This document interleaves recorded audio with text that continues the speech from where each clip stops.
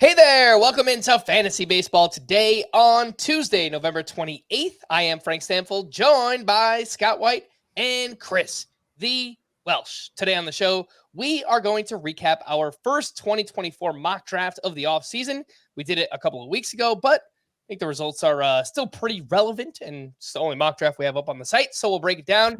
The hot stove is slowly starting to heat up. We have 3 moves to talk about in just a bit. I was going to ask Scott, hey, how's your Thanksgiving? You know, the usual. But for anyone watching on YouTube, I mean, look at this masterpiece behind Scott.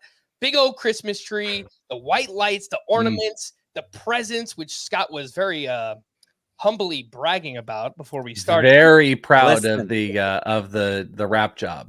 There are no puffy parts on this package here. I'm not even holding it up well for the people who are watching. The few people who are watching to see. This is immaculate. This is an immaculately wrapped box. This is something I'm known for now ever since Frank and I made the gift wrapping tutorial around Christmas time a couple years ago. It's definitely 99 percentile. I'm going to give you credit for that. Your meter, your Statcast page is like far red, like wrapping, tape job, no puffiness. I mean, you are top 5 percentile across the board, my friend. Look, I don't do anything fancy pants. I'm sure you can find people who wrap much better than me, but I do like a tightly wrapped box, you know, tightly wrapped, taped, and tightly wrapped Christmas present. I think it's a good thing. The first word you used, well, the Welsh almost lost it there, but that's fine. Was immaculate. That looks like what are we looking at? It's got an under 10 rarity score there on your immaculate gift wrapping. Yeah, I mean it's pretty good. It's pretty, like, I know there's some people who take gift wrapping so serious, but like, you know, some people don't even try at all and they just think like, I'm not an artsy person, all right? I'm not a craftsy person. I was not good at art class. You can learn to make tight creases and precise cuts. You know, you can do a good job with it. It's not that hard. You do a great job. The Welsh is here and he's completely lost it. How you doing, Welshie? I'm good. I have no wrapping skills whatsoever. I don't know what skill I can. I feel like we were bringing you then. You should do a tutorial for me. I feel like we were bringing skills to the show, and I was unprepared, so I don't have a skill set. So I feel very vulnerable right now. That immaculate wrapping job, but I'll think about another one. I think I can light the tree very well. I'm very good at plugging it in. Okay. I'm very good at putting the pieces to the tree. I mean, I don't know if this is a controversial thing. Is either one of you, a natural tree guy? Because not so much here. This is artificial. Okay. No, I'm not. I'm not into the cleaning up the pine needles and potentially bringing in outside pests and how dare you? The tree potentially dying on you before the big day. I mean, I guess it's already dead, but you know, looking dead. Yeah, not into that. I like just pulling it out from under the crawl space and setting it up again. Fits exactly how you need it to fit. All that. Do you decorate the outside? Because you say you plug in the tree. Do you do the outside lights? I don't do anything. It's like all preset. Like it's all pre-lit. Like it's ease of life. It is like 2 pieces we put together because we have a giant thing. Plug it in, and then we just put the ornaments on, and we have this beautifully gorgeous tree right now. But I feel like we've highly offended Frank. Is this a natural tree conversation we're about to have?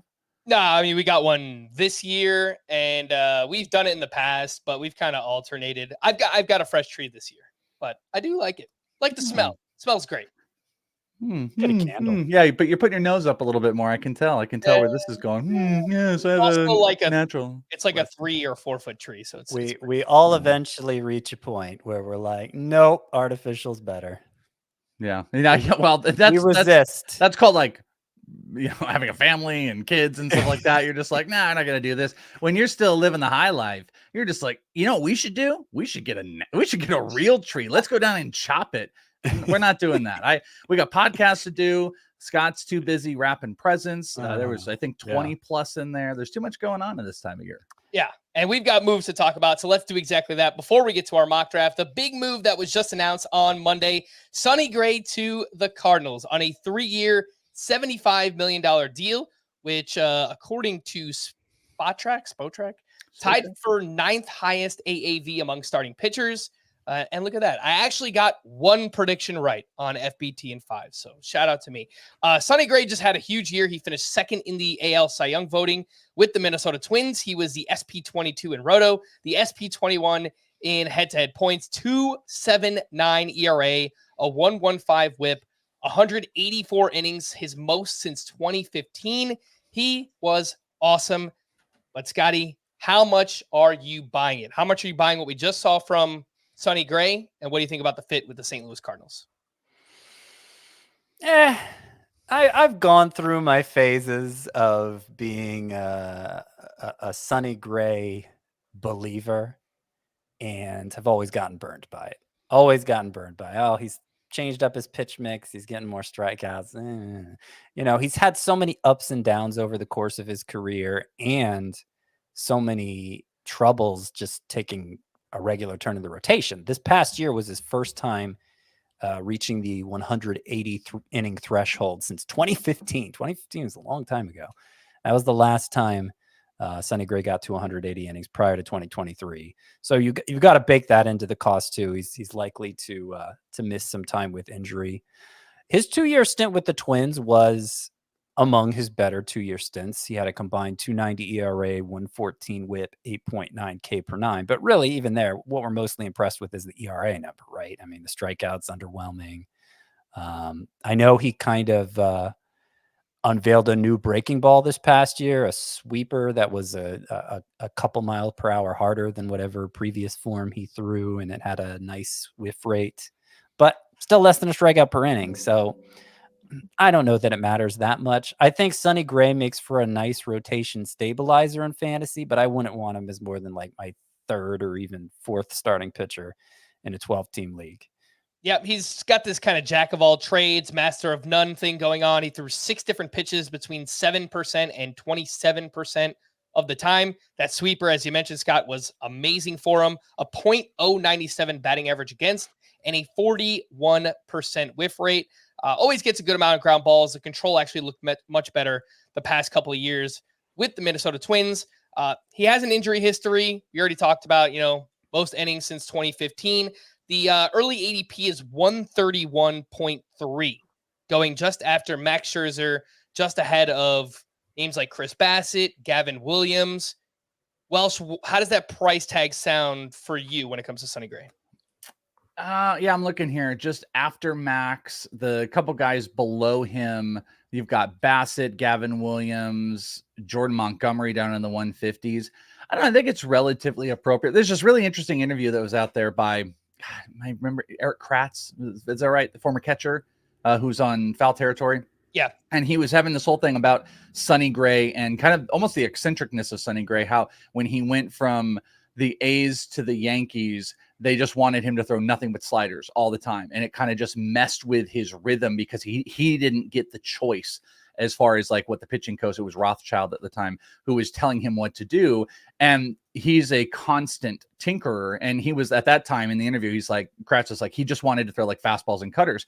Well, then you go from like 2022 where he scrapped the cutter and then he brought it back in 2023 and threw it 13% of the time, redeveloped this new sweeper. I mean, he loves to tinker. So I'd also say God knows what's in store for this year and what the Cardinals might end up doing, what he might end up wanting to do. I'd assume they're also going to let him kind of have free reign and hopefully, under the guise of like Contreras and everything like that, they're going to be able to manage these and maybe on the fly type of calling. All of this is to just say, like, I love the reinvented sweeper. I thought that was a great pitch for him. Divisionally, maybe this is going to work out positively. And I think like in the 120s, he's a solid SP3 that you can get. And I don't mind the new destination at all, because you also think about the defensive support that he's going to have on both corners with Goldie and Arenado. And you've got a couple of these bats that are a new year older that I think there's a lot of offensive support, a lot of defensive support. And if he kind of maintains what he was doing last year and that sweeper gets a 41% whiff rate, I think he's going to be able to touch that 9K per 9 and have a really good year. Yeah, I think SP3 makes a lot of sense, which both of you have already referenced to this point. One thing I'll say, I do think we'll see some regression in the ERA and WHIP. I think that's pretty natural. I mean, 279 was Yeah. not a career best, but close to it. He's, 347 for his career. I think that probably ticks up into like the mid or high threes. Sonny Gray just had a 5.2% home run to fly ball ratio, by far a career best, and he led Major League Baseball. I mean, the next closest was Tanner Bybee at 8%. So I do think he led all players in FIP. Sonny Gray did. Yeah, unlikely choice, especially given the strikeout rate. So I imagine the home run luck, quote unquote, he had would speak to that.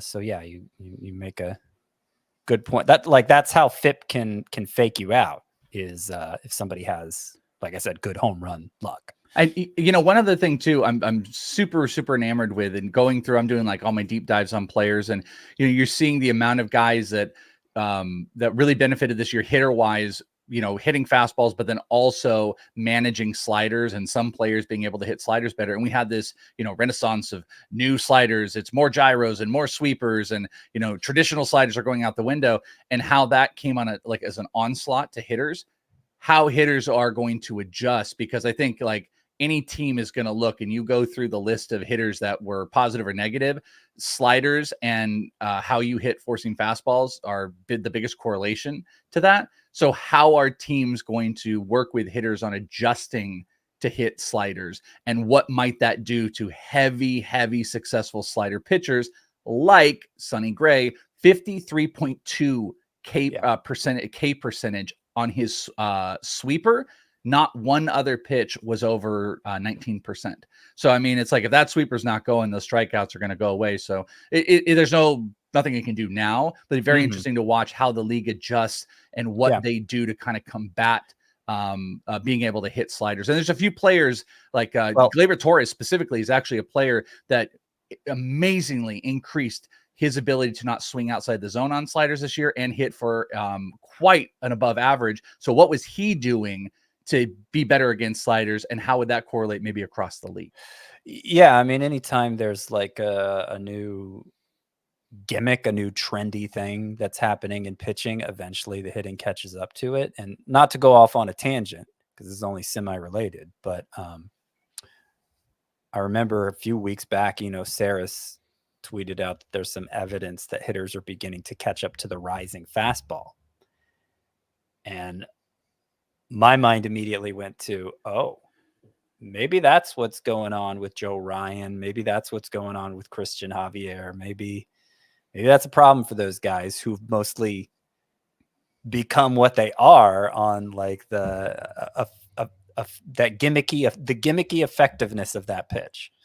Yeah, and just to add to it, when I talked with Cal Manzardo said he literally was told not to worry about high zone fastballs. Like, he didn't work on high zone fastballs at all. And when I had asked him about, like, and I know this is a little bit different, minor leagues to major leagues, but I was like, it seems like you're getting attacked high in the zone. And he's like, yeah, we didn't even worry about that at the lower levels. And if the league is starting to play catch up, guys like Nolan Gorman going to Driveline last year, working on high fastballs, and that's being a target, there's going to be new areas that are pinpointed. What will those be? Will those be pitches specifically? Will those be zone attacks? Those are all the things that, like, we don't have any evidence that helps us here with a guy like, if we turn it back to Sonny Gray, outside of me saying like, hey, if the league is finding adjustments to A, high zone fastballs, and then B, start looking at how can we adjust to more of these sweepy sliders and gyro sliders, that could hurt the success specifically of someone like Sonny Gray, who is so heavily weighted on that sweeper. We did have another pitcher sign over the weekend, Kenta Maeda, to the Detroit Tigers on a 2-year, $24 million deal.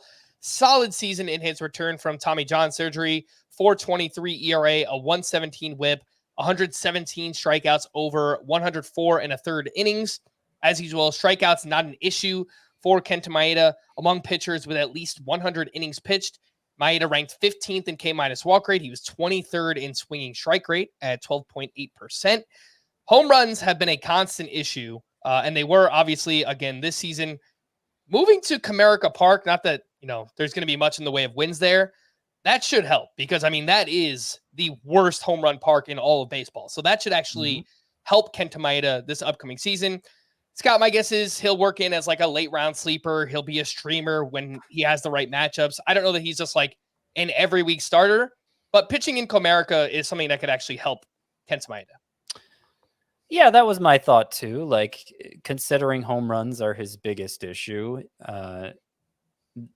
going to what StatCast rates dead last among parks for home runs over the past 3 years, that seems like an upgrade for Kenta Maeda. There is, supporting cast issue there, but ultimately you want him to pitch well, and he ended up with 4.23 RA despite a high strikeout rate, despite a pretty good whip. That ERA was high. I say home runs are Kenta Maeda's biggest issue, but I mean, really his biggest issue, regardless of where he's pitching, is will he stay healthy? And given that he'll be turning 36 this upcoming year, I don't imagine that's going to be improved with the Tigers. And it's not even so much about him missing time as him pitching through injury, because when things go bad for Maeda, they go really, really bad. And you might remember there was a 9-start stretch after he returned from his triceps injury this past year. He returned in June from a triceps injury. And for those first 9 starts back, Kenta Maeda had a 2.36 ERA, 0.95 whip, 11.2 K per 9. I mean, that's a must-start pitcher. But yeah, then it unraveled pretty well. Right about the time we began trusting him, it unraveled. And so that's particularly when you factor in the health concerns, that's going to, I think, make pursuing Maeda pretty frustrating, and it's going to make him nothing more than a late round pick in 12-team leagues, but a late round pick who could be very useful off and on. Yeah. The injury history, as you pointed out, it's prevalent for Kenta Maeda. He hasn't thrown more than 106 1/3 innings since 2019. And again, he's, in his mid-30s. It's probably not going to get much better moving forward. What does this mean for both the Tigers and the Twins rotations? Because the Twins have now just lost 2 pieces. They lost Maeda and Sonny Gray. Obviously, the Tigers gained Kenta Maeda. So first up, the Tigers rotation looks like, as of now, Tarek Skubal, Maeda, Casey Mize, the returning Casey Mize. So not sure how many innings we'll get out of him as well. But Matt Manning and Reese Olson. Looks like Sawyer Gibson-Long is probably on the out for now, but obviously there's injuries and underperformance. He can work his way back in. They also have some prospects that could be pretty close in Jackson Jobe and Wilmer Flores as well. The Twins' projected pitching staff: Pablo Lopez, Joe Ryan, Bailey Ober. All right, that's all good. Chris Paddock also coming back from injury, pitched a little bit towards the end of the season. I'm excited about Paddock. And Louis Varland. Yeah. I know Paddock had he pitched a couple of innings towards the end of the year, but his velocity was way up, right? Something like that. Well, I mean, he was working in relief, but Right. Yeah, and he was missing how many appearances did he end up making? Was it like 2-3 inning appearances? Something Like he had that? 5 innings. He pitched 5 innings, so I don't know how many appearances that ended up being. But he looked like somebody worth gambling on in the late rounds, especially in points leagues. He's going to have RP eligibility to begin next year. So even we think of that as a shallower format, only 250 players drafted usually in a 12-team head-to-head points league. But for that relief pitcher eligibility, a guy who's shown upside in the past, I think he might be worth gambling on at the end of drafts. And I feel pretty confident he's going to have the inside track on a rotation spot next year. I imagine they'll bring in somebody at a low cost to kind of compete with Paddock and Louis Varland, who himself is kind of interesting. I don't think the upside is huge for Varland, but I think he could be a useful streamer type. Two things. Oh yeah, no, sorry, I didn't mean to interrupt you. I was just going to say 2 things to consider is they do have a pretty robust minor league system. So if they do feel that they're, in contention, I think that's a team that they can trade from within those spots. I mean, just looking, I just went away from it, of course. Obviously, they're not going to trade Walker Jenkins, probably not Emmanuel Rodriguez, but you've got Brooks Lee. They got Brandon Whitaker, who they just drafted. Austin Martin is sitting out there. They got some guys at the lower levels. The secondary thing to throw out to you is David Festa. David Festa did get to AAA this past year, 119 strikeouts in 92 innings. He had a 4 ERA, but he was able to get Yeah, I guess it was only 3 starts in AAA, but he was at AA the whole time. I'm pretty intrigued with him. Festa changeup, he used 22.6% of the time.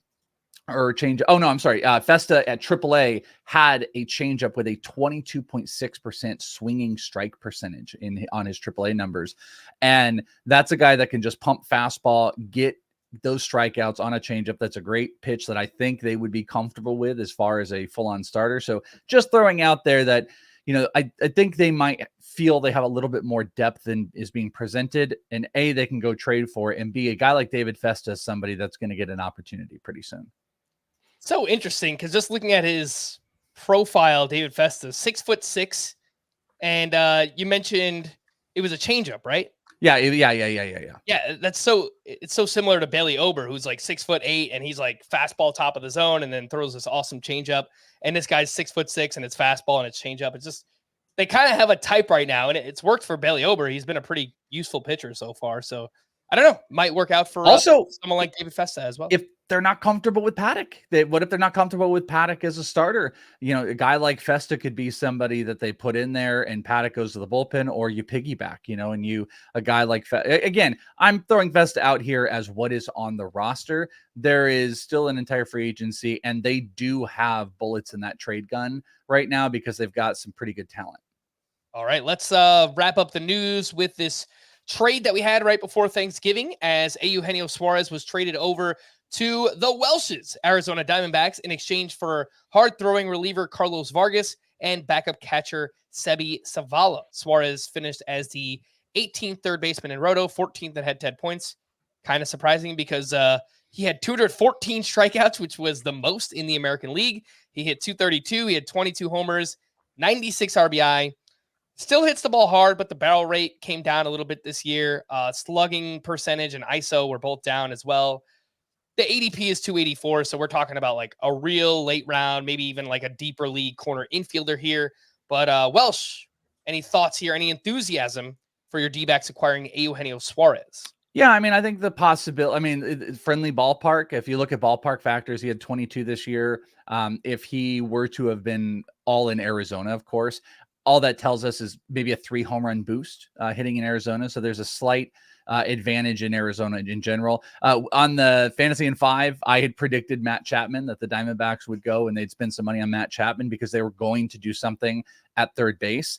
This seems like the alternative of what they probably are going to have to end up doing. They may want to spend their money on the contracts of the players and trade within the in the organization. And that's why I had presented this Jordan Lawler for a Cease or a Corbin Burns type, some type of move like that. Cause I think that's where the Diamondbacks make their moves, but he's going to hit in the middle of an order that's got some good contact hit. And I say middle order, probably like 4 or 5, but you're going to be hitting theoretically with the opportunity of guys like Corbin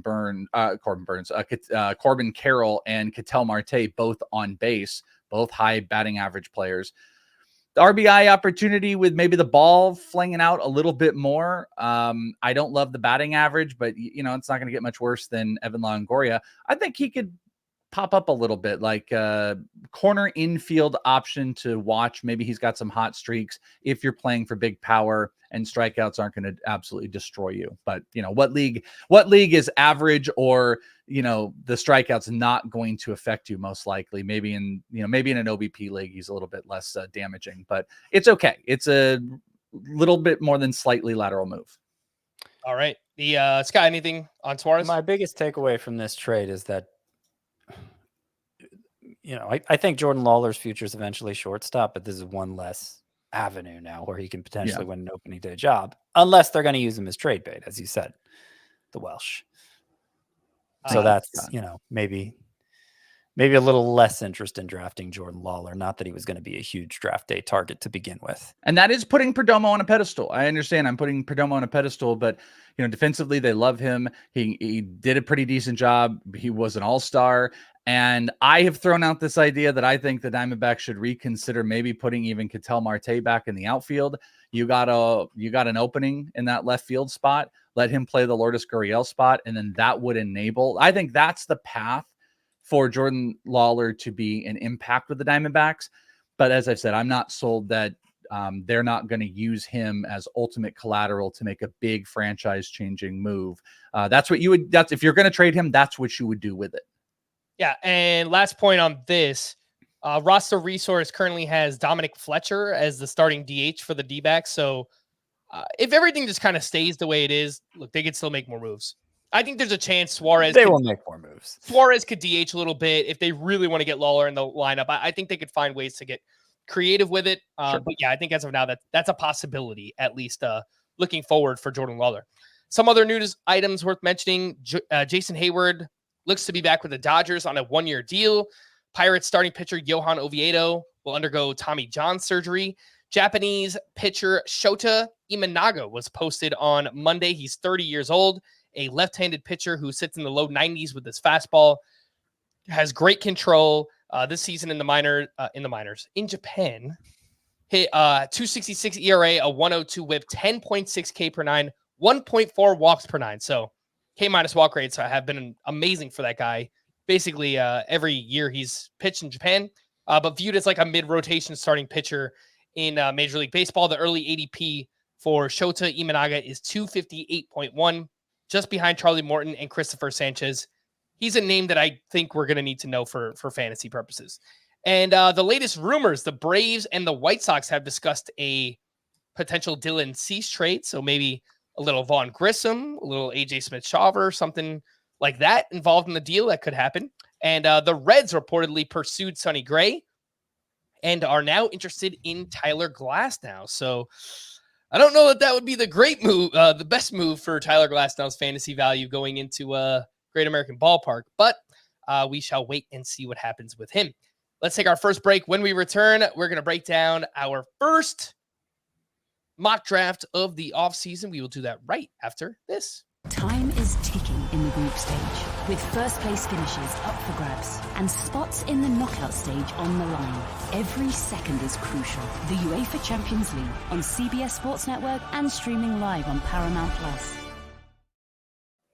Welcome back in. Let's break down our first mock draft of the offseason. And I'm actually going to show the draft picks up on the screen for those watching us on YouTube. So you can follow along that way. Or if you're listening, I'll put the results, the link in the podcast and YouTube description so you can click on that and you can follow along that way as well. Speaking of which, boom. Let's put it there. And this was a 12-team standard 5x5 Roto League. Usual categories: batting average, home run, run scored, RBI, and steals. And on the pitching side, ERA, WHIP, wins, strikeouts, and saves. Of course, we were using Roto-style lineups. So 14 hitters. That includes 2 catchers, 1 of each infield position, 5 outfielders, 1 corner, 1 middle, and 1 utility hitter. And then 9 pitcher spots, which you can divvy up however you want. I think most people either go 6 starting pitchers, 3 relievers, 7 starting pitchers, 2 relievers, whatever it might be. Each of us here were in the draft, and we were all drafting in the back half. So I had the 7th pick. Scott had the 9th pick in this draft, and the Welsh was picking down at 11. Lame. I'm sorry, but just, not my fault. It's fine. It's totally fine. It's totally fine. I just, your hopes get, when you're at the back of the draft, you're like, is Corbin Carroll going to fall? No, he's not going to fall. But yeah. We were all in the back half. We don't want to all be drafted next to each other. You guys are animals. You guys are savages. He did fall to one of us, but did we actually draft him? We'll find out in just a second. Let's start with the top half of the first round. We'll look at the early round stuff and then kind of get into our teams and roster construction and all that kind of fun stuff. But the first half of the first round, Ronald Acuna, Bobby Witt, Julio Rodriguez. I think in most category Roto-style leagues, that will be a consensus top 3 in some type of order. Acuna is going to be 1, and then Bobby Witt and Julio Rodriguez, whatever order those 2 go in, followed by Mookie Betts in this draft, Fernando Tatis, and Jose Ramirez. So, Scott, Tatis kind of remains this offseason wild card. He came back from the suspension. He only hit 257. The power and speed was great. 25 homers, 29 steals, and 141 games. He posted just a 770 OPS, 965 in his first 3 years. So this is actually a big drop-off. We don't know if it's, shoulder-related. He had different surgeries, coming back from a suspension. I think he's going to remain kind of a polarizing figure this offseason. His early ADP is 6.9, yet he is still the number 2 projected hitter from the early Steamer projections, What do you think about Fernando Tatis going as early as number 5 overall? Well, I don't like it. I don't like it less because of how I feel about Fernando Tatis than because of how I feel about a couple other guys who could have been drafted instead. I think the top 6 is crystal clear. You already mentioned Acuna, Witt, and Julio Rodriguez. The other 3 are Corbin Carroll, Mookie Betts, and Freddie Freeman. Mookie Betts did go ahead of Fernando Tatis, who went 4th in this draft, but Tatis going 5th overall here. We still haven't seen Freeman or Corbin Carroll go off the board. And I mean, obviously, I recognize the upside for Fernando Tatis. He has probably the 2nd most upside of any player in fantasy behind just Ronald Acuna, based on what we saw from him in 2021. The kind of his 162 game pace that season, the home run and RB and the home run and stolen base totals were insane. But, then he did have a couple of surgeries. He did have a PED suspension, and he came back, and, he was back end of the first round kind of good. I am encouraged by how hard Fernando Tatis hit the ball. And I think that's maybe where you make the case. Okay, we'll give him a pass for 2023 and trust that he's still this like top 5 caliber hitter. There's a chance. I just think based on what we just saw Corbin Carroll and Freddie Freeman do, basically what we see Freddie Freeman do every year, I don't see the point of taking that risk in round 1 if it means passing up those guys. Doesn't make sense to me. It doesn't really fit my level of risk aversion, selling out for upside like that in round 1. So that's really the only objection I have to Fernando Tatis. But look, that was my objection to taking Ronald Acuna number 1 overall this past year, and obviously I have egg on my face for that. Yeah, I mean, I think there is a chance that Fernando Tatis, look, he got 1 year under his belt, back from injury, suspension, all that stuff, and then boom, comes out this year and has like a 40-40 season. I think that's entirely possible. Not that I project it to happen, but like you said, I mean, the upside is definitely there, and so I get that. Jose Ramirez, he's the only other name I wanted to mention here in the top 6. Maybe a touch high compared to ADP. I wouldn't take him over like Carroll, Freeman, or Tucker, but once those names are off the board, I do think Jose Ramirez is in play. Then we get into all of our picks. So the back half of the first round, I took Freddie Freeman at number 7 overall. That was followed up by Corbin Carroll. Kyle Tucker went to Scott. Then Shohei Ohtani, Trey Turner went to the Welsh, and Aaron Judge was the final pick of the first round. Back in September, I said that I would take Freddie Freeman over Corbin Carroll, and at least for now, I'm sticking to it. Maybe it's, I don't know, scared money don't make money. Oh, really? Not that I should. It caused you some consternation in round 2 that I thought might cause you to rethink taking Freddie Freeman over Corbin Carroll. And I know your concerns with Carroll are related to the shoulder issue that popped up. Like there were a couple times mid-season where we thought Corbin Carroll's year was over because of a massive catastrophic shoulder injury, and he was back in the lineup like a day or 2 later. Luckily, you got to see it all the way to the World Series where it wasn't an issue, Frank. So yeah, so I still not good enough. Still not good enough, but I would think that would bring peace of mind. I have a couple of months to change my mind, guys. Come on. Okay. Sir. I'll point this out, is it. We'll get into. It's worth getting into in round 2 when we see what happened in round 2. Why maybe taking Freeman over Carroll was not such a great idea, but we'll get to it then. Yeah. Scott, you took 51 seconds to select Kyle Tucker. Does that mean you were contemplating anybody else? I was probably furiously putting my rankings in a form where I could narrow them down as the draft was playing out, copying and pasting them into an Excel file so I could delete the names taken and keep track. Because, what's in the draft room right now is not something you want to rely on for your draft. So that's probably why it took me 51 seconds. I tend to take a lot of time anyway. But yeah, I was probably waiting to the last minute to get those rankings in order. If Corbin Carroll fell to me, so Corbin Carroll went 8th and I took Kyle Tucker 9th, so there was probably some disappointment setting in because I think Corbin Carroll's the number 4 player. Would have been great to get him at 9. But no, Kyle Tucker is I think pretty clearly the best choice of that second tier of hitters, especially if, Fernando Tatis isn't there to consider. Yeah, I would not dispute that. I was going to make the argument a little bit earlier that I think you could stretch it to like a top 7 in Roto. And if you wanted to tack Kyle Tucker there as like the 7th player, I have no problem with saying that. I would say he's pretty proven at this point. I mean, there's like, I feel like you have to take an outfielder if it's in doubt. Like that is the one position where it feels like there's a lack. And obviously this being a standard Roto league, 5 outfielder spots to fill. Yeah. Like when in doubt in the early rounds, take an outfielder. I'm not going crazy for the position scarcity thing, but that is the one kind of rule I'm making for myself. When in doubt, take an outfielder. Yeah, more on that in just a bit. Welsh, you took Trey Turner at pick 11. You took him over Aaron Judge, Spencer Strider, and Yordan Alvarez. Were you happy at that decision in the moment? And I guess were you happy with it at the end? Yeah, well, in the moment, yeah, I want to prioritize stolen bases. I know we're gonna all season long have this debate of are stolen bases less, worthy and elite power. But I will say also, like, I definitely was watching Corbin Carroll fall, and I was like, oh, come on, baby, come on, come up 7s, and it didn't. Kyle Tucker didn't fall, and I just thought, the back half of what Trey Turner did this year, he kind of got back into who he was. He ended up with 30 stolen bases. He hit 292. We saw huge power output post All-Star break with 16 homers. We were kind of waiting for that from the WBC. So he just kind of got back into being that full-fledged player. Now, the end of it, we'll save that for the discussion we're going to come to, because you both are going to argue for what I did, which, by the way, this is a mock draft. We're kind of messing around here. We're playing with some different styles. I did have kind of an idea of what I wanted to do.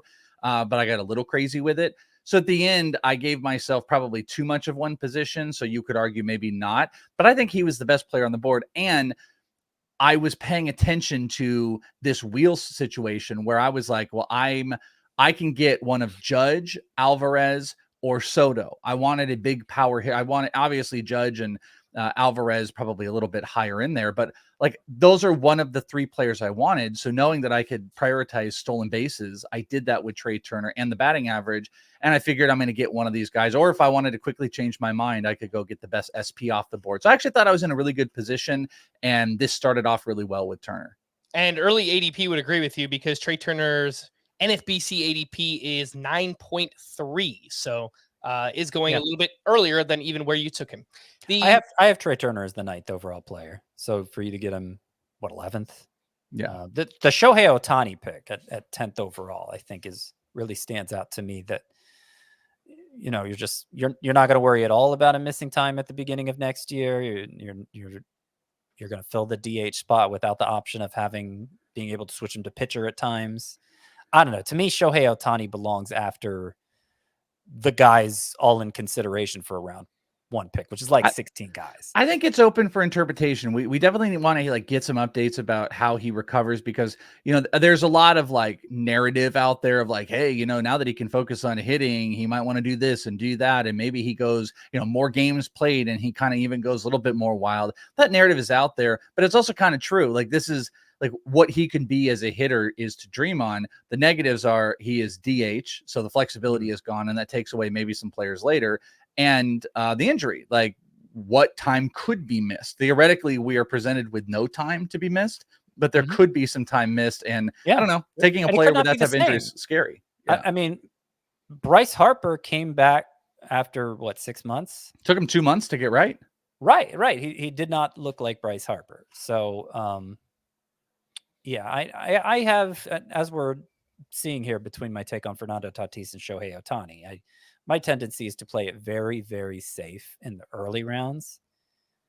Because like that a missed pick there could just ruin your whole season. And I think to your point, it's like, I'm not quite like that because I'm a little bit of a wild card, Wild West, boom, boom.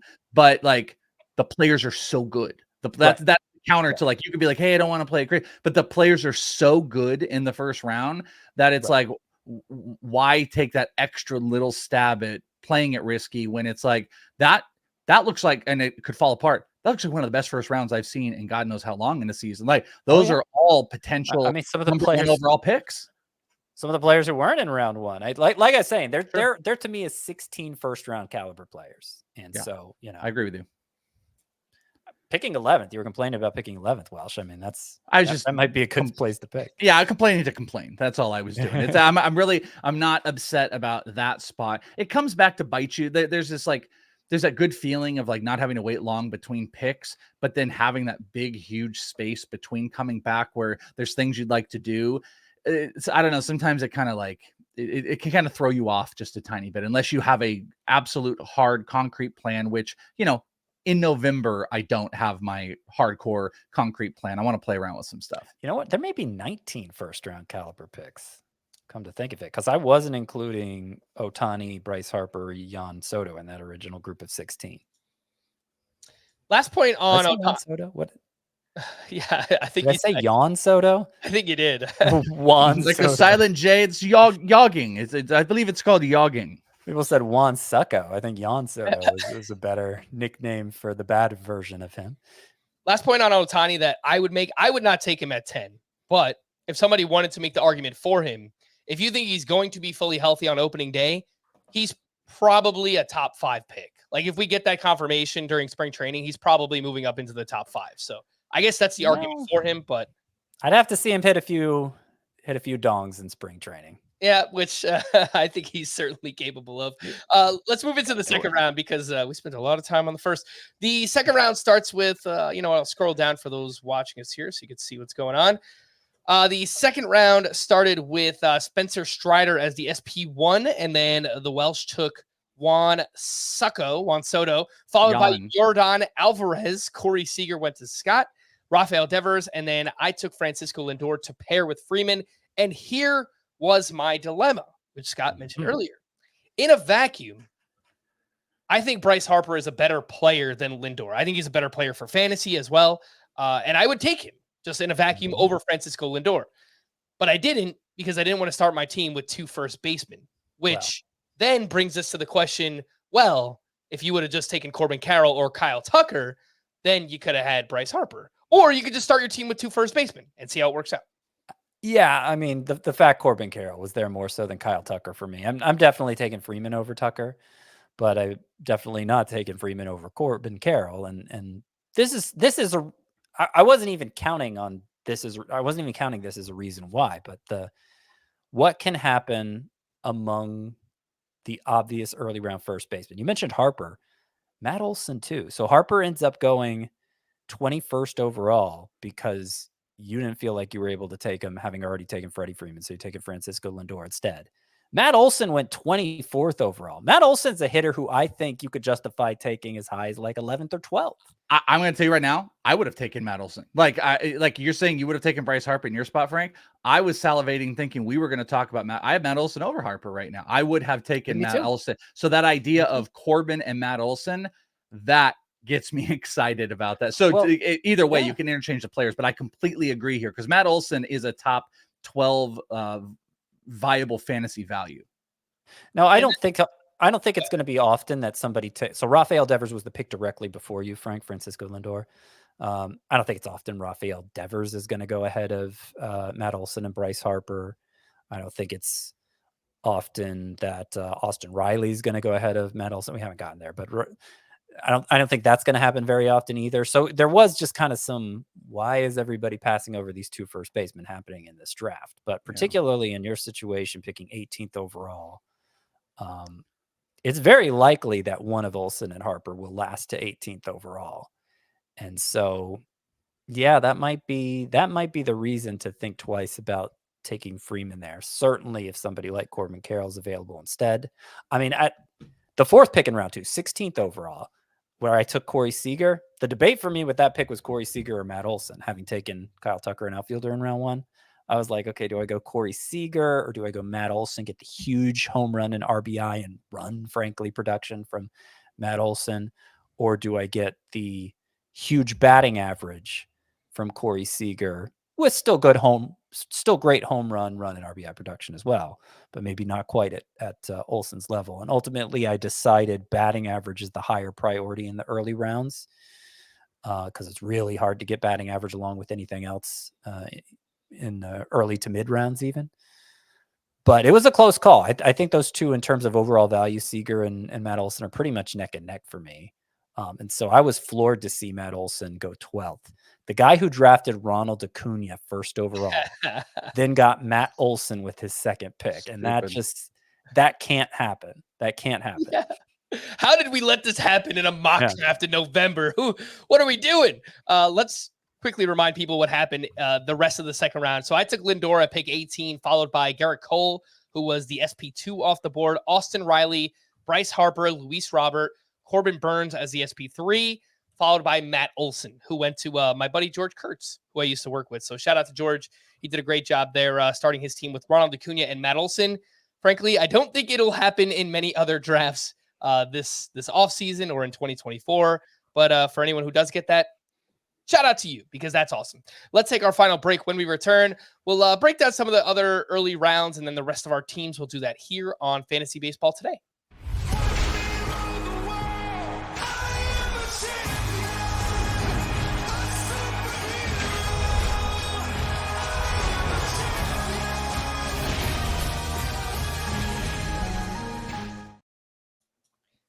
Welcome back in. Let's get back into the third round here, which starts with Zach Wheeler as the SP4 off the board, followed by Vladimir Guerrero, Ozzie Albies, Ellie De La Cruz, Bo Bichette, and Pete Alonso. So, look, Ellie De La Cruz, I think a lot of offseason conversations are going to be about him and his ADP being a third-round pick. Might sound crazy, but if there is any way that you're going to do it, pairing Ellie De La Cruz with Mookie Betts and Bryce Harper feels like a pretty damn good way to do it. Well, that's how you do it. That if you're going to do it, that's how you do it. We said you don't get crazy in those first couple rounds because they're such great, talented players. Then you start getting into a little bit more of like, you're taking a little bit more concerted risk. I mean, you could apply a risk to some of these other picks. I mean, I think Vlad is a good deal here, but Vlad and some of the counting stats being down, Pete Alonso and the batting average and stuff. So if you're going to do it, have two of the safest picks at the top end, take Ellie De La Cruz for the insane upside. If it works out, if he gets the ball off the ground, off of his 3-degree launch angle, and he's not striking out 30% of the time, Ellie is going to be a massive, massive, massive return. And it'd be interesting to look at at the end of what all he did and what type of implied risk was out there. But it's probably not going to be a ton for me this year, but this is how you do it. Yeah. Although if he had just taken Corbin Carroll over Mookie Betts, then I don't know that he even needs to stress about steals at this point. Because do you think that was a stolen base stress pick, or do you think it was he does everything pick? Just sell out for upside. I think it was more stolen bases because that's the one thing you can count on Ellie De La Cruz for, and he probably doesn't have a lot yet between Mookie Betts. Didn't feel like he had a lot yet between Mookie Betts and Bryce Harper. Not that he had zero, but I don't know what, a combined 30 between the two of those guys, maybe even less. I mean, I'd rather be the guy who takes Freddie Freeman and takes Ellie De La Cruz because you built in a little more batting average protection that way. Mookie Betts did hit 307 this past year, but the previous 2 years, he was more like a 260 to 270 hitter. So I don't know. It's going to take a particular start for me to be the one who grabs Ellie De La Cruz in round 3, though it is looking like that is when you would have to commit to taking Ellie De La Cruz. I also want to point out, and I'm encouraged by this, Vladimir Guerrero and Bo Bichette, two guys who've gotten a lot of benefit of the doubt in the past.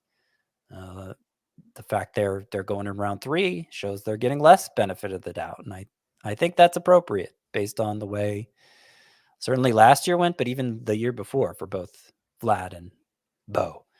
Yeah, Scott and I spent a lot of time talking about Bo Bichette on our shortstop recap last week, so you can go back and listen to that. And I think it was either on Friday or Saturday. No, maybe it was even before Thanksgiving. There were some rumors last week that the Cubs were poking around on Bo Bichette with the Blue Jays, and I don't know. There was just some whispers of trade rumors on the Twitter, on the X machine. So I don't know. I don't think that the Blue Jays are very inclined to move Bo Bichette, but it's the first that I've heard about it, so it's something to pay attention to. The back end of the third round, I took Jose Altuve with the 7th pick of the third round, followed by Marcus Semien, Kevin Gosman was the 5th starter off the board. He went to Scott.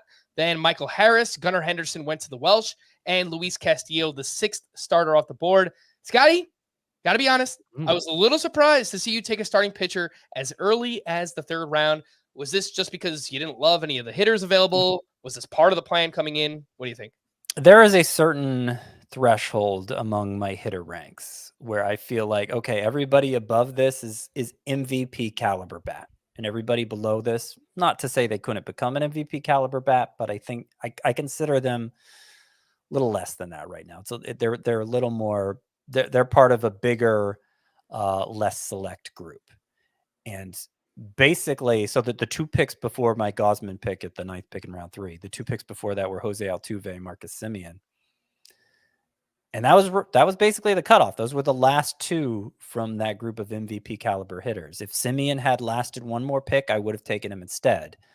But here, the 9th pick in round 3, this pick 31 overall, it came down to, okay, the best hitter for me was Gunnar Henderson. Gunnar Henderson, he takes another step forward in his sophomore year, and maybe he becomes that MVP caliber bat. But we're by ranking him as high as I do, like, we're kind of counting on him taking that step forward already. Like, he has more in common with Manny Machado than with, I don't know, Austin Riley. So, I thought that was too big of a leap. The fact that Kevin Gosman was still out there, he's my number 4 pitcher, big strikeout guy, likely to eclipse 220 strikeouts. And my biggest rule, at least in roto leagues, my biggest rule for starting pitchers this year is, if I'm going to pay for strikeouts. So the fact that Gosman specifically was there and he was the pitcher I could opt for instead of Henderson, kind of passed my two big rules for starting pitcher. Definitely getting strikeouts in the case of Gosman, and MVP caliber bats all gone before I took my first pitcher. All right, let's move into the 4th round. The Welsh, we found out, loves him some speed. Why is that? Because, Zach Gallen was the first pick of the 4th round. And then the Welsh took C.J. Abrams, followed by Tyler Glasnow. Manny Machado went to Scott. Then Mike Trout, and I took Randy Arozarena. So I'll just quickly read off all of our teams, how they look through the first 4 rounds. And then, Welsh, you can just comment on your Abrams pick. But through 4 rounds, Welsh had Trey Turner, Juan Soto, Gunnar Henderson, C.J. Abrams. Scott had Kyle Tucker, Corey Seager, Kevin Gosman, and Manny Machado. The only one of us to take a starting pitcher in the first 4 rounds, let alone Scott took him in the 3rd. And then I have Freddie Freeman, Francisco Lindor, Jose Altuve, and Randy Arozarena. Welsh, lots of speed. 2 shortstops. What do you think? And we ain't done. We can keep going. I will tell you this. My plans got derailed. So I gave a long, hard look at going Castillo or Gallen, but I kept staring at Gunnar, and I kept staring at like the 3rd base spot. And I just didn't, I wanted to lock that in. This is more stolen bases out of a position that doesn't normally get it. I think he's a great hitter. He's going to be put in a prime spot. I like the homer. I believe in it. So I was like, all right, I'm going to take Gunnar. Then I'm going to take one of Castillo or Gallen. Well, if you're watching on the YouTube, you notice, bam, bam. Both of those went, and I went, crap. Those were the 2 pitchers I wanted. I thought very long and hard also about George Kirby, but as Scott kind of said, like, I do want to, when I can, pay for the strikeouts. So then I said, you know what? I'm going to invest here. CJ Abrams is still there. Like, I know people are going to be weird about speed. I feel like I'm doing a decent job, especially on the risk I took at the beginning. I got batting average. I've got some power. Gunnar is a 30 home run power guy. And I was able to then solidify the number 3 projected steamer stolen base guy on the season. Yes, I already had the position full, but I got middle infield. And I sometimes think we make a little too big of a deal about like, hey, you got 2 here, but we have middle infield, we have corner infield, we have util. Like, I want to utilize that with the best players as possible. And I also just didn't like, I wasn't in love with the hitters that were coming after that. And my 2 SPs went. So I decided to pivot into this like speed heavy approach to see what it ended up looking like. And I knew a player I was going to take later, which derails Scott's brain on ever liking this team. And I knew I was going to take this guy, and I still did this. Yeah, I mean, I think the way I was looking at your full roster prior to this podcast, because I did mention in my write up for this mock that it makes sense for somebody to take CJ Abrams in round 4. I don't know that it makes sense for the guy who took Trey Turner in round 1 to take CJ Abrams in round 4. You really focused in on your needs after that, and so I think it turned out okay. Like, you don't have too much speed. You didn't overdo it with speed. You think you might if you take Turner in round 1 and Abrams in round 4, but you just kind of pivoted away from speed after that, which is fine. There's a lot more speed available at all phases of the draft, but you don't have to build your team that way. Obviously, it leaves you with less options, but it also kind of gives you a clearer path forward when you do something that extreme early on. I find CJ Abrams to be a hard player to rank and to justify, because he's going to give you a ton of steals. If he maintains his pace from the final 3 months for a full season, he might give you 70 steals. I'm not sure what else he's giving you. Maybe he takes a step forward in batting average. Maybe he gets on base more and could be a big runs guy. Maybe he hits between 15 and 20 homers again. I don't think any of that is a lot for CJ Abrams. And so I think I'm only going to take him in round 4 if I got burned in steals up to that point and just really need to make up ground quickly. Yeah, we said this on another podcast, but I think if you start a team with Judge and Alvarez, or Judge and Soto, or Alvarez and Corey Seager, something like that, if you're in the back half and there's just some way, somehow you miss out on Trey Turner and there's no speed left, if you start with those 2 sluggers and then Abrams is there in round 4, I think that makes a lot of sense. But as you pointed out, and we'll read off the teams here and let people decide, but Welsh did kind of pivot into other positions and other needs after taking those speedsters up at the top. If you're watching on YouTube, you see I pulled up Scott's team here. So I'll run through here and I'll let you guys talk about each of your teams. We'll start with the offense, Scott. You had Shea Langoliers and Tyler Soderstrom at catcher from the Las Vegas A's. How about that tandem? Christian Walker at first base. It looks really bad to start out, right? I'll start out with Langoliers and Soderstrom. Okay. Yeah. Sorry, I just have to read it from the top down. It's just my last 2 picks in the draft, basically. Christian Walker at first base, Zach Geloff at second, Manny Machado. Yeah, that's Manny Machado at third, Corey Seager at shortstop, Ronnie Mauricio at middle infield, Junior Caminero at corner, and then in the outfield, Kyle Tucker, Josh Lowe, Seiya Suzuki, Chas McCormick, Kerry Carpenter, and you have Jarren Duran at utility. So nice to see that one of the 3 of us actually invested in outfield and came away with a decent one. When in doubt. More on that in a second. Seems like a decent amount of power and speed. Obviously, you punted at catcher here, Scott. You also have prospects at both middle and corner. Are you okay with that after being aggressive on prospects last year and it kind of burned you a little bit? Yeah, I'm okay with it because we saw Mauricio go crazy on the bases once he got called up. We already got a sneak peek at him. We saw the huge exit velocities carry over to the majors. I think the playing time is going to be there for him. And if nothing else, I think he's going to run and he could deliver big power on top of it. And Caminero, I mean, is elite prospect, and you're not having to invest a top 5 pick in him. What round did I get him in? I got Caminero in round 17. So yeah, I didn't draft a lineup with 5 rookies and I drafted with 2, but they're either really high-end prospects in Caminero's case or, have already shown they can do something in Mauricio's case. So I'm fine with it. And the investment was low. Go ahead. I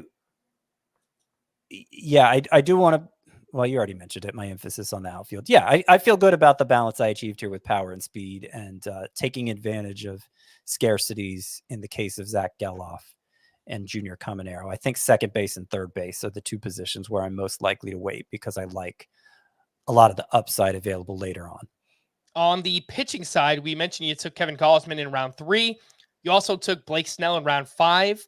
I believe it was Cole Reagans in round 7, Justin Steele in round 10. So 4 of your first 10 picks there on starting pitchers. You also have Christian Javier, Ryan Pepio rounding out the pitching staff, followed by Raisel Iglesias, Craig Kimbrell, and Tanner Scott as your closers. Tons of strikeouts. looks like the ERA should be strong. The one issue I would point out, Scott, is the whip. With Kevin Gausman, Snell, and Reagans all together, all those guys, I mean, Reagans and Snell, the walk rate, I think is going to be high for both of them. But Kevin Gausman, I mean, the guy always gives up a ton of hits. I don't know what it's about, what the reason is, but his whip is always a little bit more elevated for an ace than you'd like. So that was my only kind of pushback on the specific pitchers you said. I mean, based on last year's stats, I think it was still a top 5 team in terms of whip. So I don't know. And like I said, the reason I'm really selling out for strikeouts, and my pitching rankings, I can already tell, are going to be different from most people's because I'm elevating strikeout guys over non-strikeout guys intentionally. Is because like that is the one pitching stat I feel like you can count on. That's part one. If you buy strikeouts, you're going to get strikeouts, barring injury, of course. And part two is the high strikeout guys generally have the most upside overall. So if there are going to be pitchers who surprise everybody with their ERA and whip, it's more likely to be the strikeout guys. That's a secondary reason, but I think they're both good reasons. And really, that's just kind of getting back to my original pitching philosophies before I kind of started trying to play market inefficiencies instead. I know I'm not really breaking news with that, but like that is why, if you're not aware, that is why I'm selling out hard for strikeouts. And so I know I invested a lot in pitching in this team, as you pointed out, Frank, but I invested in Gausman, Snell, Reagans. Those three are my top 3 pitching picks. Huge strikeout guys. And then the fact, I have Justin Steele on this team as well. I don't think of him as a big strikeout guy, but he was there in round 10. I wasn't even the biggest, like every time I said anything bad about Justin Steele this past year, I had a bunch of people jumping down my throat. And yet somehow he lasts till round 10 in our first mock. I thought that was the steal of the draft. No pun intended. So I didn't intend to invest this much in pitching, and I don't know that I will in every draft. I think partly it was just other people weren't getting pitching, and so a lot of times it made sense for me to grab that guy. But I'm really happy with the way this team turned out. My offense is a little weaker than I'd like it to be, but I think it's competitive, and my pitching, I think, should be pretty dominant and in the areas that are most predictable. I'll also point out, I drafted 3 closers here in Raisel Iglesias, Tanner Scott, and Craig Kimbrell. Maybe not a closer, but I'm ranking him as a closer for now until we see where he winds up. That's going to be a lot easier to do this year. The closing landscape is a lot more predictable than it's been in recent years. So many of those jobs are known. You're not going to have to go crazy for saves the way you've maybe grown accustomed to, given the scarcities of the past couple of years. All right, let's run through the Welsh's entire team. Again, he was picking from the 11th spot, and he had Wilson Contreras and Elias Diaz at catcher, Tristan Casas at first base, followed by Edouard Julien at second, Gunnar Henderson at third, Trey Turner at short, CJ Abrams at middle, Royce Lewis at corner, and in the outfield, Juan Soto, Teoscar Hernandez, James Outman, Tommy Pham, and Jackson Churio with O'Neal Cruz as his utility bat. So look, if nothing else, Welsh, you automatically win the fun category. Like, this is an incredibly fun team. It also has 3 very awesome shortstops that are likely to go in the top, 75, maybe like 100 picks in drafts this year. If you could change it, would you go back and maybe take an outfielder over one of Abrams or O'Neal Cruz? Because the outfield looks like it turned out a little bit weak. Yeah. I mean, I would tell you like a couple things, and I'll try to be quick about it. Like, mocks, especially early, are meant to really explore roster construction. That's like a really important thing. You don't do when we do a podcast, we all kind of want to win the mock, but you want to explore like, what can I do with the construction of these teams? But I also noted, and if we were to go through all of this, every round I would get sniped on something I want to do, and I would pivot. But pivoting to me doesn't mean I have to also pivot at the position. Like, Scott sniped me on Blake Snell. I would have taken Blake Snell. Like, that's the type of stuff that continuously kept happening to me. And then I put myself in a situation. I was like, okay, I'm going to take Royce Lewis. I come back. O'Neal Cruz is there. I want him. I want to draft him. So if I had to pivot off, ironically, it would have been Abrams, because I want to keep O'Neal Cruz this year. But I didn't like any of the other hitters or pitchers. I just didn't like anything that was out there. So there's a million things I would change about this. This is not something I'd feel super comfortable about going in with the season with, because you guys can obviously pick apart some of the crazy stuff that's out there. And like you said, the outfield's got to be better. Like, especially if I'm going to invest in Juan Soto early on, I wanted it to be better. So yeah, there would definitely be changes. What I wouldn't change is I want O'Neal Cruz on my teams this year. I love the Turner and Soto stuff. And, the couple picks, like, I think Royce fits on a team. I'm going to take a shot later on Jackson Churio, but I think there's other things, hindsight, getting Royce Lewis, I could have not gotten Gunnar Henderson and maybe taken a more of a stud outfielder. And then my pitching suffered from it because I decided, because again, I just didn't like some of the pitching was out there, and I wanted to see what would the elite closer look like. And I went hard on closers. I ended up getting Camilo Duvall, Josh Hader, and then I took Paul Sewald, and I constructed probably the oldest, most boring pitching staff, but I did have some of the pitchers late fall to me that I wanted to fall to me. I took Shane Bieber in the 11th round. I got Hunter Brown. If I can get first half Hunter Brown back, I got Sonny Gray. I don't even know where. I'm not looking at it. Hunter Green for the strikeouts. Maybe a bounce back for Josh Hader. And I had to get Brandon Pfaadt because I think he's like the changes in what we saw in the back half of the year. There's no inning constrictions with a guy like that. So it doesn't look sexy, but this is definitely a team that can dominate most of the counting stats outside of batting average, which I'm kicking myself about. And I will win saves, and it's going to help my ratios. But how competitive will I be if some of these guys don't show out? So it's a crazy, risky team. I don't really suggest it, but I do suggest taking shots like this to figure out what is the roster construction. How do I want to do things? The next mock we do, I'm probably going to go heavy pitching. That will be something I want to explore. What does my heavier pitching team look like with some of the bats that I do want to target? Yeah, and that's a pretty cool idea too. I haven't typically done that in the past. It's like, hey, every mock draft I do, I take Jose Altuve in round 3. It's just like, yeah, I really like Jose Altuve in round 3, right? So, but especially now, though, like, it's a little different when we get to February and we're doing mock drafts in March, it's even January, let's say. But when we're in November, I think you can explore, because we can pinpoint, oh, this is not going to happen in drafts later, or you do have the potential if you want it. I don't think there is crazy harm. I wouldn't have killed you if you went Matt Olson and Freddie Freeman. I wouldn't have killed you for that, because you also depleted the eliteness of that position, took incredibly high hardcore category players. And I think the position is a little bit less. I just went overboard. I went overboard with it, with having O'Neal, Abrams, and Trey Turner. That was too much. I would shoo you guys off if you were... Yeah. Oh, no. Yeah. If you were to make a whole big thing about it, and I only took 2, I took O'Neal and Turner, I'd been like, shut up. Like, what are you talking about? Like, this is fine. But I did go overboard with it. But it was like these big category players that I really wanted to get. And it's okay. It's like you said, it's a fun team. It's going to be volatile. And that's not really necessarily what you're looking at for Roto. All right, maybe the next mock draft that we do, I'll start with 2 first basemen and see how it turns out. Yeah, getting crazy. Get a little crazy with it. And of course, we saved the best for last. I'll just quickly read off my team and some quick thoughts on it. I was drafting from the 7th pick, and at catcher, I had JT Realmuto and Logan O'Hoppe. I had Freddie Freeman at first base, followed by Jose Altuve at second, Josh Young at third, Francisco Lindor at short, Bryson Stott at middle, and Christian Encarnacion Strand at corner. Wow. It's amazing. I love it. One team. Love it. Brace yourselves for the outfield.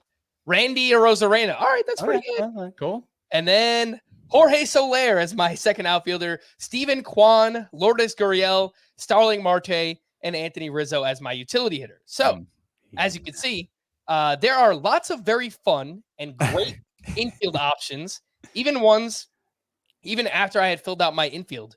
I just kept noticing, like, every pick that I was like, wow, there's another really good infielder here. Wow, there's another great infielder here. And I could not say the same thing about outfielders. So I don't really want to do the position scarcity thing, but I kind of agree with you, Scott. Yeah. If you're just kind of, if you use it as a tiebreaker in the early rounds, take the outfielder, because, man, you don't want this outfield. I'm not sure it's crazy to say you should try to come out of the top 6 rounds with 2 outfielders. I know it's being a bit dramatic, but, like, I agree here. Like, I did the same thing. I'm like, this shortstop so good. I have to have O'Neal. I have to have these guys. The outfield does not have that feel, and the fall off is bigger. And that's weird, by the way, because for years and years, what do? You're like, oh, hey, second base stinks, or ooh, third base isn't that good. It's outfield this year. There's not enough depth starting It was 5 last going year, later in. too. Yeah, They're both, it's but there were other positions that were weak in addition to outfield. It feels like it's getting worse. Like we would Yeah. talk ourselves into like, hey, Starling Marte is kind of a good bet a little bit later on. No, he's not. Yeah. Not anymore. I'll bet you by January, when you have like really hardcore solidified draft plans, I'm going to say like through 6 rounds, I probably want to have 2 outfielders. Maybe you open it up a little bit to like round 7 or something, but I would prioritize it. Certainly in a 5 outfielder league. And I had that when I was looking through your team, Frank. I had the same reaction as you. Was like, I was looking at the infielders first. I'm like, wow, Frank dominated this draft, and then I got to the outfield, and I was like, oh, ooh, not great. Yeah. Something else I noticed too, which doesn't help the outfield position, is that Eloy Jimenez and Marcell Ozuna are util only this year. So, in 2024. So keep that in mind. It's like we lost 2 other, what should be, probably a good thing. Helpful outfielders for fantasy. Quickly on the pitching side, I double tapped my first 2 starting pitchers in rounds 5 and 6. And here's how it turned out. I had Tarek Skubal and Freddie Peralta up top with Walker Buehler as my 3. So, tons of upside, but also tons of risk, I would say. Then I kind of back it up with Jordan Montgomery, Jose Barrios, Aaron Savali, because they kind of feel like higher floor guys that kind of pair well with, I guess, some of those upside guys that are maybe not as proven, or with Walker Buehler, he's coming back from Tommy John surgery. And then I had Brian Wu as my 7th starting pitcher. Only 2 closers for me, Jordan Romano and Kyle Finnegan. Again, I love the upside. I have 3 of Scott's top 24 ranked starting pitchers on my team here. But again, a little bit of risk, but I think I kind of paired it well with the higher floor pitchers. Any thoughts? I think you did great. You did great, Frank. You won. I think you won the thing. You sniped me multiple times. You sniped me on a couple of those pitchers. I definitely was looking at Skubal. I was looking at Buehler. I think even at the Savali pick, I was looking at those guys. I thought you constructed it well, and you are crowned trophy winner of Mock Draft 1.0. Woo! Yay me! All right. Well, Scott doesn't sound like he agrees on that. You don't like the pitching staff, Scott? I feel like your pitching should be better. It has Tarek Skubal, though. Like, that's pretty awesome. Did you see that infield, though? I mean, no, that's a great infield. It's a great, like, clearly all your investment went in the infield. Because even, like, your second closer is Kyle Finnegan. I'm like, ugh. He's fine. He's a closer. Yeah. He is a closer. All right, well, we've got time to figure it out, hopefully. And but we don't have any more time left on this podcast. We're going to wrap there. For Scott and the Welsh, I am Frank. Thanks as always for tuning in to Fantasy Baseball today. Please make sure to follow and leave a 5-star rating on Apple or Spotify. And we'll be back again on Thursday. Bye-bye.